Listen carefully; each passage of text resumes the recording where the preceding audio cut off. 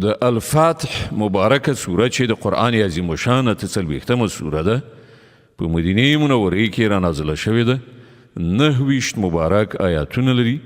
تلاوت او پښتو ترجمه یې له لومړي آیت څخه اورئ. اعوذ بالله من الشیطان الرجیم. پناه وړم الله تعالی شړل شوي شیطان څخه. بسم الله الرحمن الرحیم. د الله په نوم چې ډېر زیات مهربان پوره رحم لرونکی دی. إنا فتحنا لك فتحا مبينا ليغفر لك الله ما تقدم من ذنبك وما تأخر ويتم نعمته عليك ويهديك صراطا مستقيما وينصرك الله نصرا عزيزا. ای پیغمبره مونږ تا ته ښکاره فتحه درکړه تر څو چې الله ستا له مخکنۍ وروستنۍ هرې ګناه نه در تیر شي او پر تا باندې خپل نعمت بشپړ کړي او تا ته سمه لاره در وښیي او له تا سره قوي مرسته وکړي. هو الذي أنزل السكينة في قلوب المؤمنين ليزدادوا إيمانا مع إيمانهم ولله جنود السماوات والأرض وكان الله عليما حكيما. هماغه ذات دی چې د مؤمنانو په زړونو کې ډاډینه واچوله تر څو چې د خپل ایمان ترڅنګ هغوی د یو بل ایمان زیات کړي. د ځمکې او اسمانونو ټولې لښکرې د الله د قدرت په اختیار کې دي. الله ښه پوه او ښه د حکمت خاوند دی. ليدخل المؤمنين والمؤمنات جنات تجري من تحتها الأنهار خالدين فيها ويكفر عنهم سيئاتهم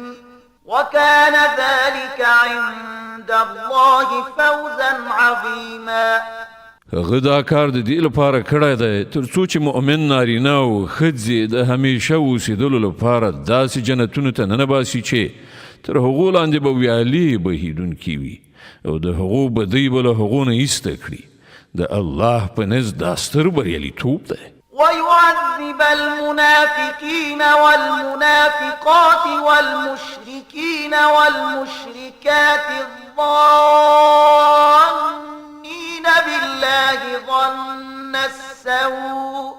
عليهم دائرة السوء وغضب الله عليهم ولعنهم وأعد لهم جهنم وساءت مصيرا.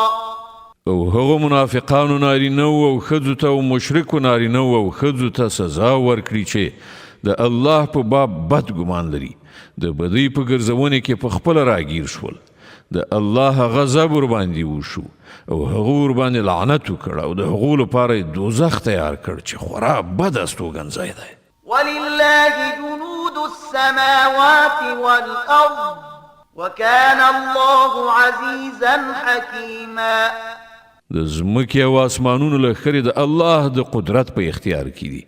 او هغه برلاسی او د حکمت خاوند دی. إنا أرسلناك شاهدا ومبشرا ونذيرا لتؤمنوا بالله ورسوله وتعزروه وتوقروه وتسبحوه بكرة وأصيلا. ای پیغمبره مونږ ته شاهدي ورکوونکی زیری ورکوونکی او ویرونکی لیږلی تر څو چې ای خلکو تاسې پر الله او د هغه پر پیغمبر ایمان راوړئ او د هغه ملګري شئ او د هغه تعظیم او درناوی وکړئ او سهار او ماښام د هغه د پاکۍ بیانونکي اوسئ. إن الذين يبايعونك إنما يبايعون الله يد الله فوق أيديهم فمن نكث فإنما ينكث على نفسه ومن أوفى بما عاهد عليه الله فسيؤتيه أجرا عظيما. ای پیغمبره کوم کسانو چې له تا سره بیعت کوو هغوی په اصل کې له الله سره بیعت کوو د هغو د لاسونو د پاسه د الله لاسو. اوس چې څوک دغه وعده ماته کړي د هغه د تعهد ماتولو وبال به پخپله پر همغه باندې وي، او څوک چې پر هغې وعدې باندې ودرېږي چې هغه له الله سره کړې ده، الله به ډېر ژر هغه ته لوی ثواب ورکړي. سيقول لك المخلفون من الأعراب شغلتنا أموالنا وأهلنا فاستغفر لنا يقولون بألسنتهم ما ليس في قلوبهم قل فمن يملك لكم من الله شيئا إن أراد بكم ضرا أو أراد بكم نفعا بل كان الله بما تعملون خبيرا. ای پیغمبره، له اطرافي کلیوالو عربو نه چې کوم خلک شاته پرېښودل شوي وو، اوس به هغوی راشي ارومرو به درته ووایي چې موږ د خپلو شتمنیو او اولادونو فکر بوخت کړي وو، ته زموږ لپاره د مغفرت دعا وکړه. دوی په خپلو ژبو سره هغه څه وایي چې په زړونو کې نه وي. دوی ته ووایه ښه همدا خبره ده، نو څوک دي چې ستاسې په باب د الله د فیصلې په بندولو څه وس واک لري، که هغه تاسې ته څه ضرر رسول وغواړي یا ګټه در بخل؟ ستاسې له عملونو څخه خو یوازې الله خبر دی، خو اصلي خبره دا نه ده چې تاسې یې کوئ. بل ظننتم أن لن ينقلب الرسول والمؤمنون إلى أهليهم أبدا وزين ذلك في قلوبكم وظننتم ظن السوء وكنتم قوما بورا. بلکې تاسې داسې وګڼله چې پیغمبر او مؤمنان به خپلو کورنیو ته بیرته راونه شي ګرځېدلی، او دغه ګمان ستاسې په زړونو کې ډېر ښه ولګېد، او تاسې ډېر بد ګمان وکړ، او تاسې تباه کېدونکي خلک یې. ومن لم يؤمن بالله ورسوله فإنا أعتدنا للكافرين سعيرا. پر الله او د هغه پر پیغمبر باندې چې کوم خلک ایمان نه لري، د دغسې کافرانو لپاره مونږ بل شوی اور تیار کړی دی. ولله ملك السماوات والأرض يغفر لمن يشاء ويعذب من يشاء وكان الله غفورا رحيما. د آسمانونو او ځمکې د پادشاهۍ مالک الله دی، چاته چې خوښه شي بخښنه کوي او چاته چې وغواړي سزا ورکوي. الله بخښونکی او مهربان دی. سيقول المخلفون إذا انطلقتم إلى مغانم لتأخذوها ذرونا نتبعكم يريدون أن يبدلوا كلام الله قل لن تتبعونا كذلكم قال الله من قبل فسيقولون بل تحسدوننا بل كانوا لا يفقهون إلا قليلا. کله چې تاسې د ولجې ترلاسه کولو لپاره ولاړ شئ، نو دغه بیرته پاتې کیدونکي خلک به تاسې ته ارومرو وایي چې مونږ هم له ځانه سره تلو ته پرېږدئ. دوی غواړي چې د الله فرمان بدل کړي. دوی ته په ډاګه ووایه چې تاسې هیڅکله له موږ سره نه شئ تللی، الله لا د مخه دا فرمایلی دي. دوی به ووایي چې نه، بلکې تاسې پر موږ حسد کوئ، په داسې حال کې چې خبره د حسد نه ده، بلکې دوی په سمه خبره بیخي لږ پوهیږي. قل للمخلفين من الأعراب ستدعون إلى قوم أولي بأس شديد تقاتلونهم أو يسلمون فإن تطيعوا يؤتكم الله أجرا حسنا وإن تتولوا كما توليتم من قبل يعذبكم عذابا أليما. دغو بیرته پاتې کیدونکو اطرافي عربو ته ووایه چې ډېر ژر به تاسې له داسې خلکو سره د جنګېدو لپاره وبلل شئ چې ډېر قوي دي، یا به تاسې له هغو سره جګړې ته دوام ورکوئ، یا به هغوی غاړه ږدي. په هغه وخت کې که تاسې د جهاد د حکم اطاعت وکړ، نو الله به تاسې ته غوره اجر درکړي، او که تاسې په همغه شان مخ واړو لکه چې څنګه مو مخکې اړولی دی، نو الله به تاسې ته دردناکه سزا درکړي. د الفاتح مبارکه سوره چې د قرآن عظیم شان 48مه سوره ده په مدینه منورې کې را نازله شوې ده 29 مبارک آیاتونه لري تلاوت او پښتو ترجمه یې له 18 آیات څخه اورئ أعوذ بالله من الشيطان الرجيم پناه وړم الله تعالی شړل شوي شیطان څخه بسم الله الرحمن الرحيم د الله په نوم چې ډېر زیات مهربان پورا رحم لرونکی دی ليس على الأعمى حرج ولا على الأعرج حرج ولا على المريض حرج ومن يطع الله ورسوله يدخله جنات تجري من تحتها الأنهار ومن يتولى يعذبه عذابا أليما کوړوند ګوډ او ناروغ جهاد ته لاړ نشي نو څه باک نشته څوک چې د الله او د هغه د پیغمبر اطاعت وکړي الله به هغه په هغو جنتونو کې ننباسي چې تر هغې لاندې به ویالې بهیږي او څوک چې مخ واړوي هغه ته به دردناکه سزا ورکړي لقد رضي الله عن المؤمنين إذ يبايعونك تحت الشجرة فعلم ما في قلوبهم فأنزل السكينة عليهم وأثابهم فتحا قريبا ومغانم كثيرة يأخذونها وكان الله عزيزا حكيما الله له مؤمنانو څخه خوشاله شو کله چې هغوی له ونې لاندې له تا سره بیعت کو د هغو د زړونو حال هغه ته معلوم له دې امله یې پر هغو ډاډیانه نازله کړه هغو ته په انعام کې فتح ورکړه او د ولجې ډیر څه مالونه یې ورکړل چې هغوی به ډیر ژر ترلاسه کړي الله برلاسه او د حکمت خاوند دی وعدكم الله مغانم كثيرة تأخذونها فعجل لكم هذه وكف أيدي الناس عنكم ولتكون آية للمؤمنين ويهديكم صراطا مستقيما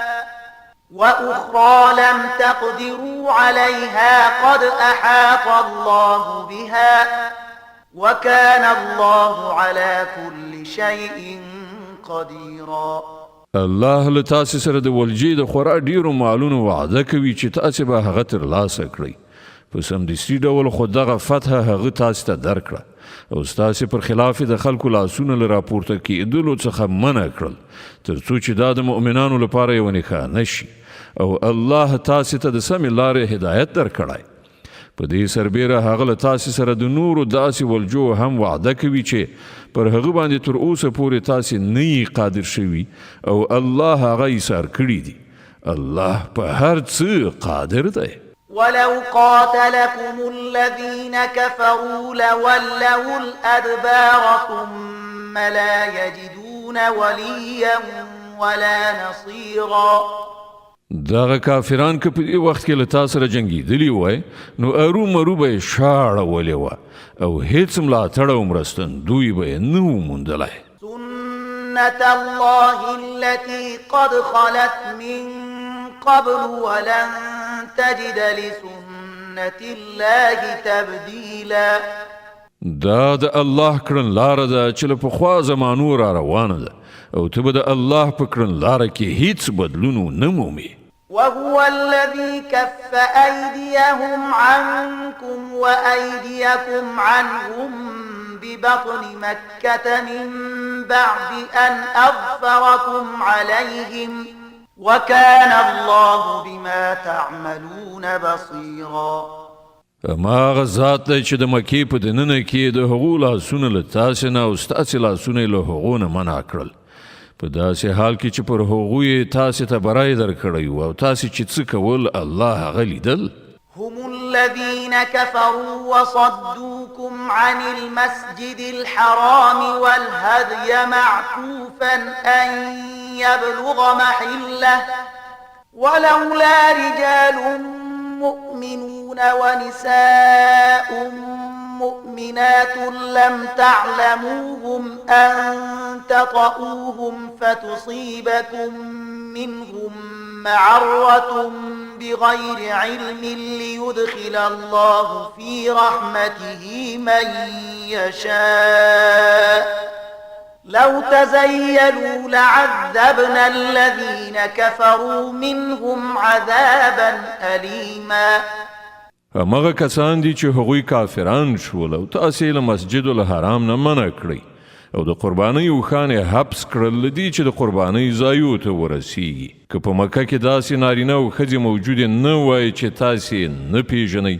او که دا خبره نه وای چې په ناآګاهانه ډول به تاسې هغوی پامال کړئ او په دې سره به پر تاسې پړه راشي، نو الله به تاسې ته اجازه درکړې وای چې د زور له لارې تاسې مکې ته ننوتلي وای.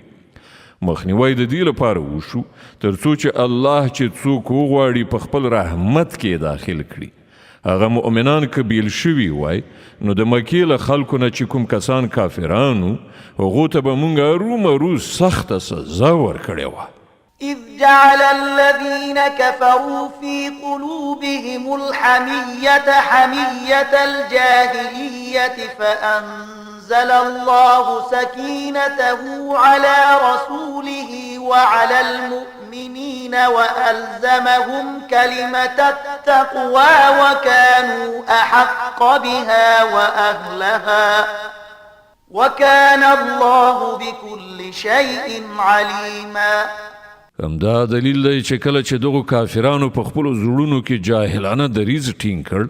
نو الله پر خپل پیغمبر او مؤمنانو باندې ډاډینه نازله کړه او مؤمنان د تقوا د خبرې پابند وګرځول چې هغوی د هغې زیات حقدار او اهلو.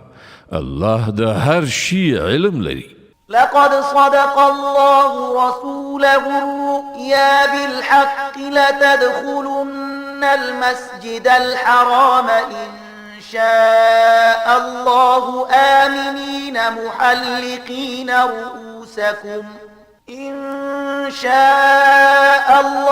آمنين محلقين رؤوسكم ومقصرين لا تخافون فعلم ما لم تعلموا فجعل من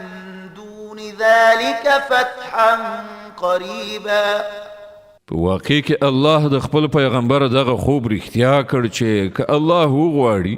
تاسې به ارومرو مسجد حرام ته د پوره امنیت سره ننوځئ. خپل سرونه به وخورئ او ویښته به لنډ کړئ او پر تاسې به هیڅ ویره نه وي. هغه په هغې خبرې پوهېده چې تاسې ورباندې نه پوهېدلی.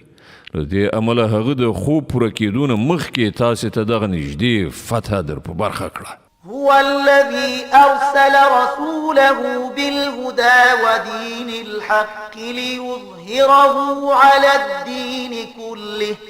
وكفى بالله شهيدا. ما غد الله ذات دی چې خپل پیغمبر له هدایت او حق دین سره لېږلی دی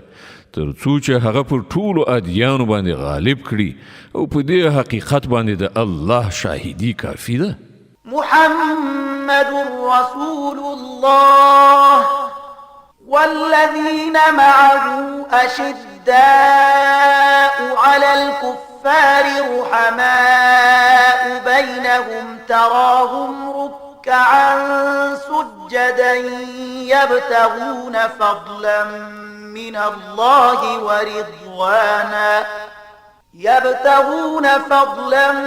من الله ورضوانا سيماهم في وجوههم من أثر السجود ذلك مثلهم في التوراة ومثلهم في الإنجيل كزرع أخرج شطأه فآزره فاستغلظ فاستوى على سوقه يعجب الزراع ليغيظ بهم الكفار وعد الله الذين آمنوا وعملوا الصالحات منهم مغفرة وأجرا عظيما. محمد الله پیغمبر دی او کوم کسان چې له هغه سره ملګري دي هغوی پر کافرانو سخت او په خپلو منځو کې خواخوږي دي. ته چې کله هغوی ګوري په رکوع او سجده او د الله د فضل او د هغه د رضا په طلب کې بوخت مومي د سجدو نښې نښانې د هغو پر مخونو موجودې دي چې په هغې سره هغوی بیل پیژندل کیږي دا دی د هغو صفت په تورات کې او په انجیل کې د هغو مثال داسې ورکړ شوی دی چې ګواکې یو کښت دی چې لومړی هغه خپلې څانګې راباسي بیا یې هغې ته قوت او وده ورکړه بیا هغه مخ په پخېدو شو بیا هغه پر خپل تنې باندې ودرید هغه کروندګر خوشالوي تر څو چې کافران د هغو په تقوی او سمسورتیا باندې له غوسې وسوځي د دغې ډلې خلک چې ایمان یې راوړی دی او نیک عملونه یې کړي دي